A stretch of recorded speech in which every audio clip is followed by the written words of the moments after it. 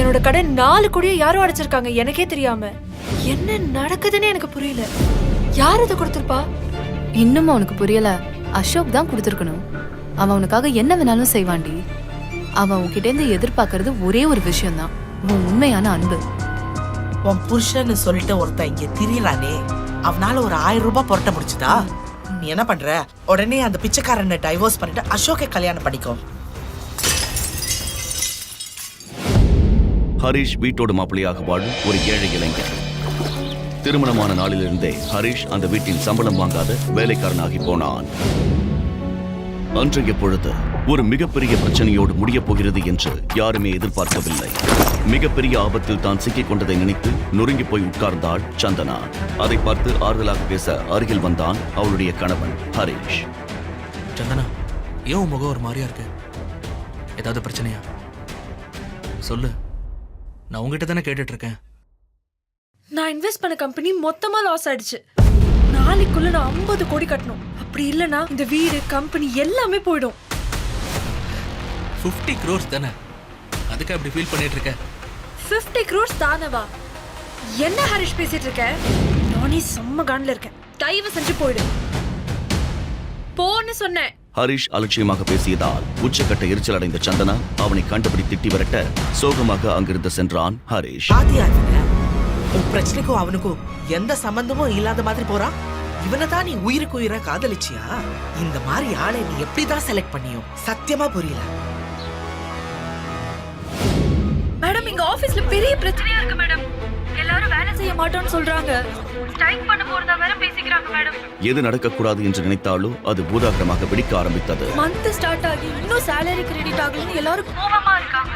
இப்படியே போனா நாளைக்குள்ள ஆபீஸே உடைச்சிருவாங்க மேடம். இப்போ என்னமா பண்றது? ஹலோ மேம், இருக்கீங்களா? அஞ்சலி, உங்க பணம் எங்கேயும் போடாது, நாளைக்குள்ள கொடுத்துருவோம் சொல்லுங்க. பணம் கிடைக்காது என்று தெரிந்தாலும் ஒரு பொய்யை சொல்லி சமாளித்த சந்தனாவிற்கு கேட்ட இடத்திலிருந்து யாருமே உதவ முன்வராதது பெரும் மன உளைச்சலை கொடுத்தது. எதிர்பாராத நேரத்தில் அவளுடைய தோழி தர்ஷினியிடமிருந்து அவளுக்கு ஒரு போன் கால் வந்தது. ஏ சந்தனா, நான் எல்லாம் கேள்விப்பட்டேன். நீ ஒன்றும் கவலைப்படாத. You know my friend Ashok, right? அவன் இப்போ பிசினஸ்ல நல்ல பொசிஷன்ல இருக்கான்.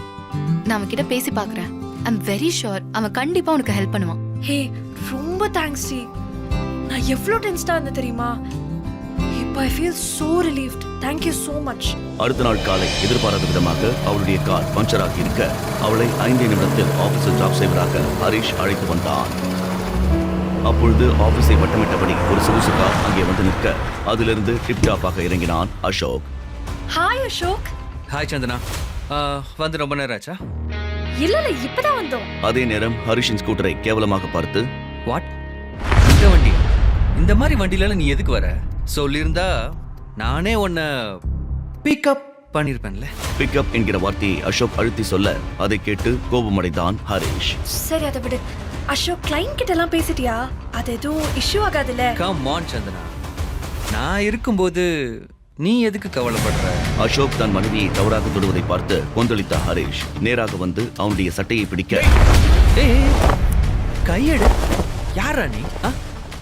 ஆமா, இவன் யாரும் உன் பாடி கார்டா?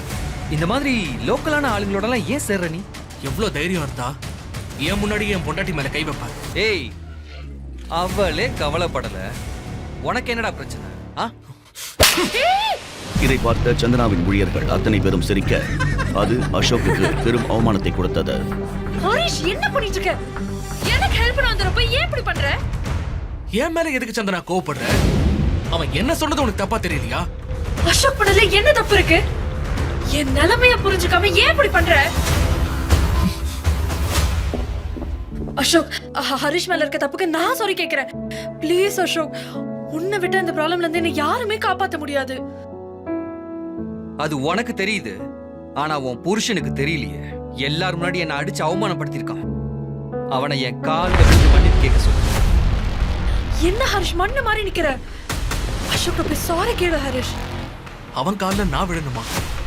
உனக்கு ஏதாவது மண்டை குழம்பி போச்சா? கண்டவன் கால்ல போய் விழ சொல்ற? சாரி சந்தனா, இதுக்கு மேல நான் இங்க நின்னா அது எனக்கு தான் அசிங்கம்.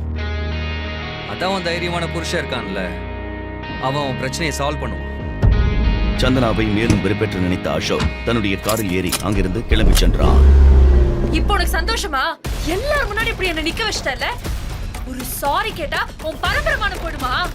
என் கண்ணு முன்னாடி நிக்காது, எங்கேயாச்சும் போய் தல என்று சந்தனா கோபமாக அங்கிருந்து செல்ல உடைந்து போனான் ஹரிஷ்.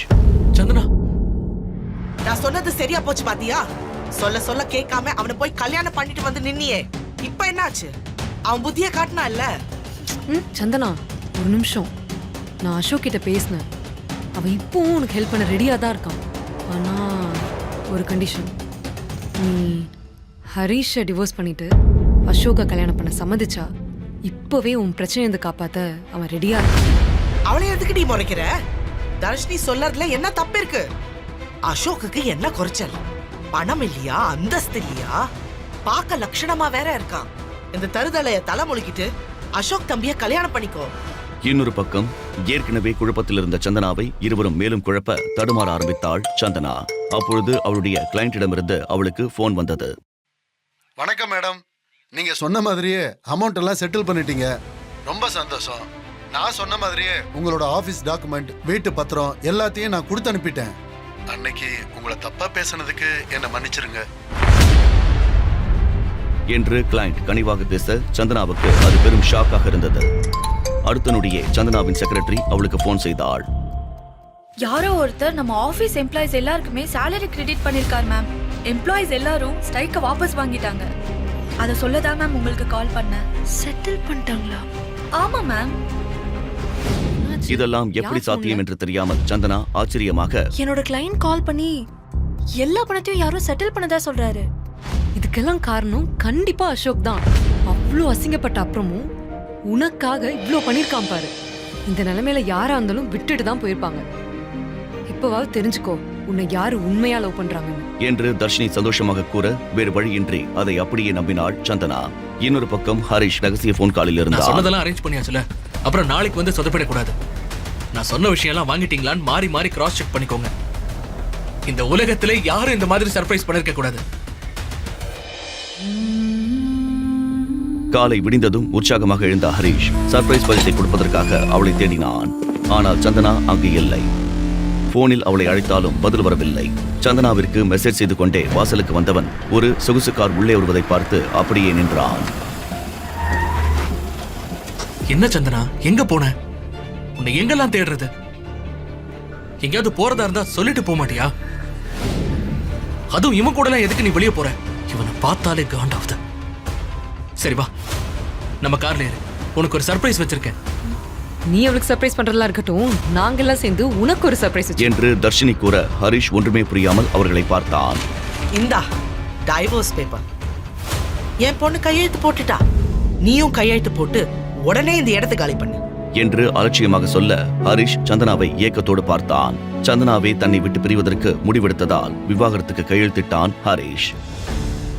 அதே நேரத்தில் பல கோடி ரூபாய் மதிப்புள்ள பெரிய சொகுசு கார்கள் அந்த வளாகத்தின் உள்ளே வந்தது. அது ஏன் என்று தெரியாமல் அசோக் உட்பட எல்லோரும் அதிர்ச்சியாக பார்க்க அந்த காரிலிருந்து விலை மதிப்புமிக்க கோட் சூட் அணிந்த நபர்கள் இறங்கினர். அதில் ஒரு அழகிய பெண் சந்தனாவின் முன்னே வந்து ஒரு பாக்ஸை ஓபன் செய்ய அதில் 20 கோடி மதிப்புள்ள சாலிடர் நெக்லஸ் இருந்ததை பார்த்து எல்லோரும் மிரண்டு போயினர். வந்தவர்களின் தோரணை இது ஹரிஷ் செய்த ஏற்பாடு என்று காட்டிக் கொடுத்தது. நான் சொல்ல போறத நல்லா கேட்டுக்கோ. என் ஒய்ஃபோட கம்பெனில இன்வெஸ்ட் பண்ணவங்க யார் யாருன்னு லிஸ்ட் எடுத்துக்கோ. ஏன்னா அவங்களுக்கு சேர வேண்டிய அமௌண்ட், அப்புறம் அவங்க கம்பெனி எம்ப்ளாயிஸோட சேலரி, இதெல்லாம் நாளைக்குள்ள செட்டில் ஆயிருக்கணும்.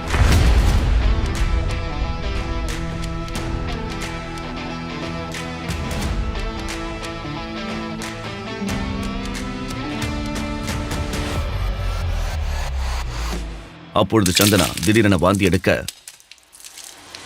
அதை பார்த்து நிலநடுக்கம் வந்தது போல மிரண்டு போனான் அசோக். ஹரிஷும் சந்தனாவும் இணைவார்களா? ஹரிஷ் அனைவரிடமும் மறைக்கும் ரகசியம் என்ன? ஹரிஷ் தான் உதவி செய்தான் என்கிற ரகசியம் சந்தனாவுக்கு தெரிய வருமா? வீட்டோட மாப்பிள்ளையாக அவமானப்படும் ஒருவன் எப்படி 20 கோடிக்கு வைர நெக்லஸ் வாங்கினான்?